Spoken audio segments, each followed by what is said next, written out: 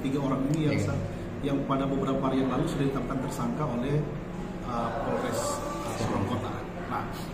Nah, yang perlu kami sampaikan bahwa kami melakukan perlawanan saat ini. Jadi yang pertama yang kita kerjakan hari ini adalah mengajukan permohonan pra peradilan dan akan didaftarkan hari ini. Beberapa kejanggalan yang kita lihat dalam kasus ini. Ya. Sampai hari ini tidak ada objek pasti yang bisa dipublis oleh Polres terkait dokumen palsu. Coba teman-teman lihat, Kapolres bilang pemalsuan sertifikat, ya kan?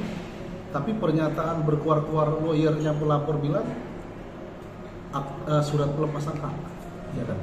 Kami juga tim kami dalam proses penyidikan kemarin itu bicara tentang pelepasan hak. Jadi sebenarnya surat palsu apa yang dipersoalkan dalam kasus ini, ya kan? Kalau bicara surat palsu akta otentik berupa sertifikat dikeluarkan oleh lembaga yang berwenang. Alat bukti apa yang mau konfirmasi kalau sertifikat ini palsu? Terregistrasi, sertifikatnya asli, apa yang mengatakan ini palsu? Kalau memang ada persoalan secara prosedur, itu bukan lapangan pidana, tetapi administrasi, gugat atau usaha negara kalau ada kekeliruan prosedur dalam penerbitan sertifikat ini. Kalau pihak kepolisian mengatakan akta otentik pasal 264 itu dalam perkara ini dokumennya sertifikat mana yang palsu? Ya kan? Itu yang kita mau pertanyakan di proses pra peradilan ini. Kedua, kalau dia mengatakan kalau mereka menyangkakan bahwa yang palsu itu adalah dokumen surat pelepasan hak dan menuduh klien kami yang bikin Pak Jerry sudah usia 60-an, komputer sama printer aja tidak paham dia. Bagaimana bisa menuduh dia yang buat? Kemudian logikanya, membuat surat palsu belum berarti membuat surat belum berarti membuat surat palsu. Maksudnya apa? Contoh, tukang rental print surat, ya kan? Tukang rental print surat itu kan membuat surat. Sepanjang tidak ditandatangani oleh pihak yang berkedudukan hukum untuk itu, surat ini kan kosong. Tidak ada akibat hukum. Nah sekarang apakah klien saya memiliki otoritas untuk membuat surat ini jadi memiliki legal standing, memiliki dampak hukum? Iya kan? Itu yang saat ini kita mau uji ini lewat jalur pra peradilan.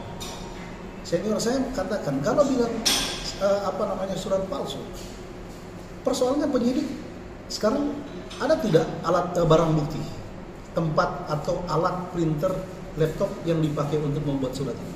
Tidak ada penyidiknya. Mana ada? Tidak ada. Kemudian kalau bicara surat palsu, sekarang pertanyaannya, siapa yang memberikan persetujuan terhadap isinya? Kalau yang memberikan persetujuan adalah Salmon, ya kan? Dia kan bukan orang buta huruf. Dia tahu baca isinya apa. Kalau isinya palsu, dia bisa tolak loh. Ya kan? Kalau misalnya itu dibantu rental bikin suratnya, ya kan? Dia kan punya kewenangan untuk menolak. Oh ini nggak benar ini, ya kan? Dia bukan orang buta huruf atau orang bodoh loh. Master. Dia ke sekolah S2 loh. Dia sebagai pemilik hak melepaskan hak dengan menandatangani di situ. Berarti ketika dia menandatangani, dia membenarkan isinya. Lepas dari tukang rental atau siapa yang membantu membuat surat, tapi isinya dikonfirmasi kebenarannya, ya kan?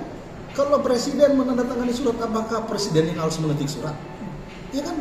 Ini bisa dulu mana yang membuat surat, mana yang membuat surat palsu. Dipahami dulu kedudukannya. Kalau bilang itu palsu, dibenarkan oleh Salman, dibenarkan oleh lembaga adat, ya kan? Dibenarkan oleh pemerintah kelurahan.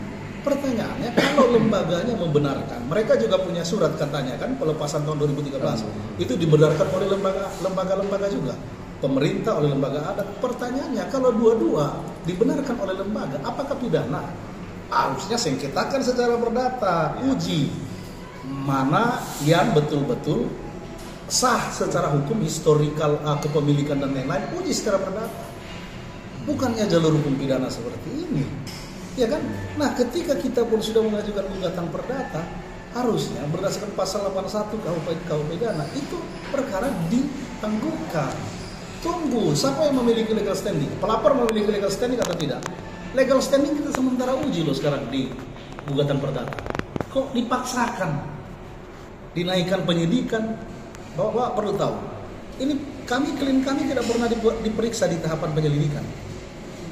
16 Oktober dilapor, 24 November sudah naik sidik. 16 Oktober sampai 24 November, klien kami tidak pernah diperiksa sebagai terlapor. Tiba-tiba naik sidik. Coba cek perkaranya si terlapornya Salmon, perkara 151, itu dilapor Februari, nanti Mei baru naik sidik. Kok kelihatannya perkara ini diistimewakan sangat? Ada apa dengan pihak kepolisian? Ya kan? Terlihat diistimewakan kasus ini. 39 hari langsung naik sidik. Bahkan Kasat bilang sudah memeriksa 34 orang. Wah, berarti dalam tahap penyelidikan sudah ada 34 yang diperiksa. Kalau 39 hari, 34 saksi diperiksa, berarti setiap hari satu. Begitu istimewanya kasus ini. Ada apa dengan pihak kepolisian? Iya kan? Makanya kita menguji. Iya kan? Mereka juga bilang, penyidik sempat berbicara bahwa palsu karena ada surat pelepasan hak itu dibuat 2 kali. Di kelas SWAT, muncul lagi di Klab BIM.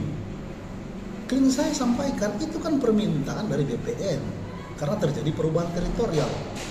Nah, yang ketika Klab BIM muncul, kelas SWAT kan otomatis tidak berlaku. Berarti kan tidak menimbulkan hak baru. Ya kan?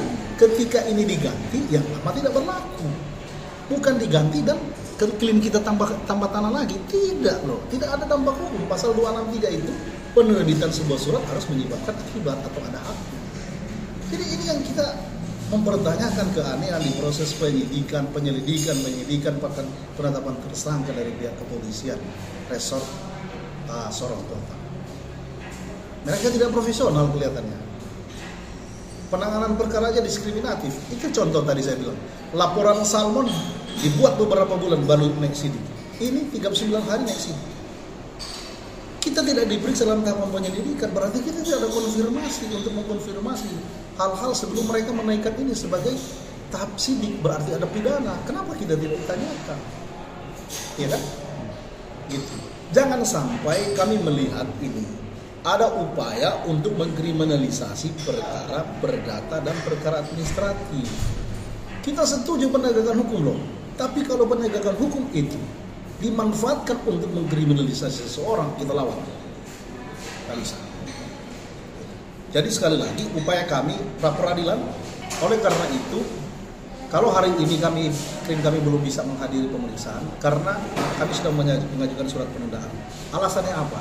Kan status tersangkanya sementara kita uji benar atau tidak prosesnya. Masa klien kami mau diperiksa sebagai tersangka? Berarti ketika dia periksa tanda tangan BAP kan berarti dia mengakui status tersangka. Sementara kita melakukan upaya hukum untuk menguji benar tidak tersangka itu, penetapan tersangka. Jadi beralasan hukumlah kita untuk meminta penundaan, ya kan? Tidak ada upaya untuk bermaksud menghalangi penyidikan. Tapi ini hak hukum sebagai warga negara yang dilindungi oleh undang-undang. Dan ini jalur hukum yang benar yang kita tempuh.